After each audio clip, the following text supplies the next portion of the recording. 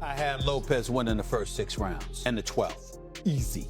You understand? To me, I'm talking about in terms of numbers, number of rounds, that was it for me.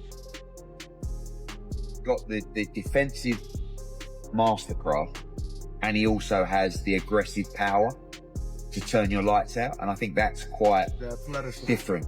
Do you know what I mean? Like Shakur, I say defensive. I think that's a bit harsh on Shakur. But V1 Stephen A. Smith says Shakur Stevenson will lose because Teofimo Lopez brings explosive quickness, sharp defense, relentless pressure, and stronger power that can overwhelm him. Nah, it's a very interesting fight because I done came up with this guy. I done won a lot of tournaments in the amateurs with this guy. I done won world titles, and I done seen him win his world titles on his journey. So Stephen A. Smith says boxing's knockout instinct is real and believes Teofimo can stop Shakur late.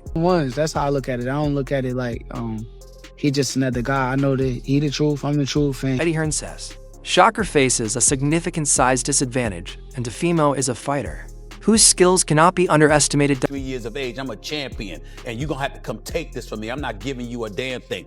I loved his quickness. We know about Lopez's power, but I'm talking about his quickness defense. And Shakur admits that at times Teofimo was ahead, and after beating Lomachenko, Teofimo showed skills surpassing Shakur's level point. Bravest of the brave as far as I'm concerned.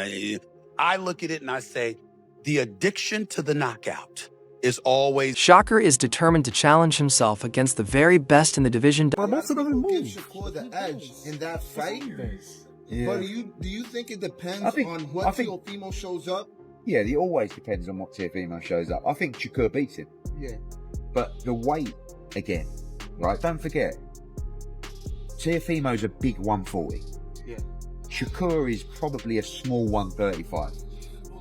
Right? Or you know, not really a big 135. Yeah. Teofimo's talking about going to 147.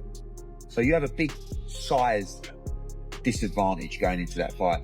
But someone like Shakur is only going to get beat when he moves up and loses his advantage necessarily against a much bigger and stronger guy. Yeah.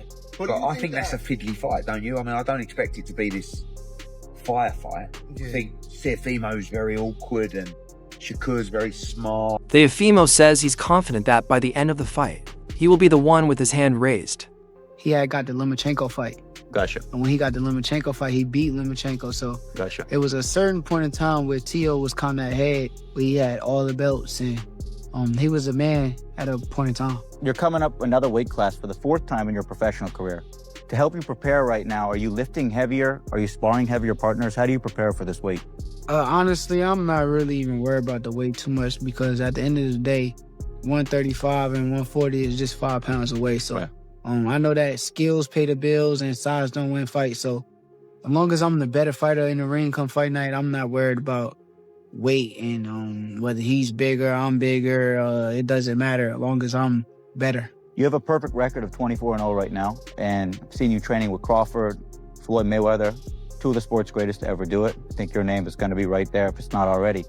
What does it mean having the confidence of 2 of the GOATs? Shakur says he has noticed many mistakes in Teofimo's style, with one major flaw he cannot reveal. Before the fight, Any advice for staying undefeated that long?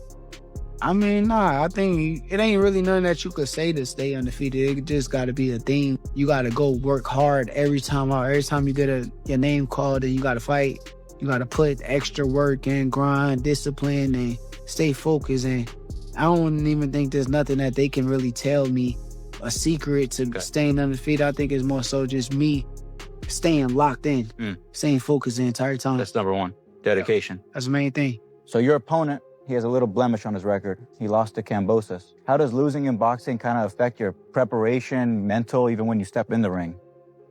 I mean, it clearly ain't bothering him because, and that's how I know he one of them ones. He got a great mentality.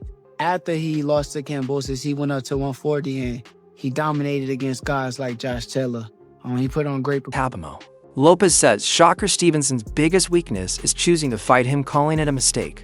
Lopez describes himself as the best fighter there will ever be and embraces the challenge with confidence. He explains that every fight he faces moving forward is the biggest of his career, emphasizing that he seeks only big fights. Lopez aims to excite fans and bring high-level competition, stating his goal is to make boxing great again.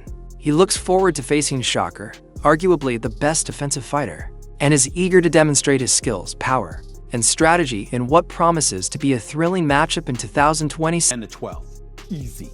You understand? To me, I'm talking about in terms of numbers, number of rounds, that was it for me. Zakin Moses offers his insights on Teofimo Lopez, describing him as an exceptional, an accomplished fighter with no weaknesses to criticize. He specifically highlights Lopez's win over Vasily Lomachenko, a victory that solidified his position as one of the top fighters in the division and earned him widespread respect. Moses acknowledges that Lopez's skills, experience, and championship pedigree make him a dangerous opponent for anyone in the 140 pounds category.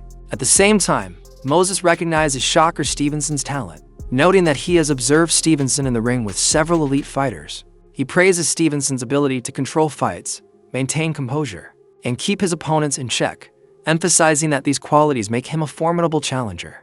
Although betting odds slightly favor Stevenson heading into the matchup, Moses is not surprised given Lopez's record and overall capabilities. Some good training today. Did some stuff that I needed to shave off. I leave tomorrow, so today I just came here to drop off some tickets for Aiden and also see a little bit of the fights before I gotta leave. One of the biggest wins in your career, I remember being in lockdown watching this, was Lomachenko. How does this fight rank in terms of overcoming those odds, overcoming the public, in terms of overcoming the public's mindset in terms of having you as the underdog? Because you're a big underdog against Lomachenko. You're not as big underdog against Shakur, but you're the underdog all the same. And when you shock the world when you beat Lomachenko. I look at it like the outcome will remain the same with my hand raised. And I look at it just like, what did I learn from all these previous fights of being in that position of an underdog? What is it going to teach me on fight week? What is it going to teach me come January 31st inside the ring against Shakur Stevenson?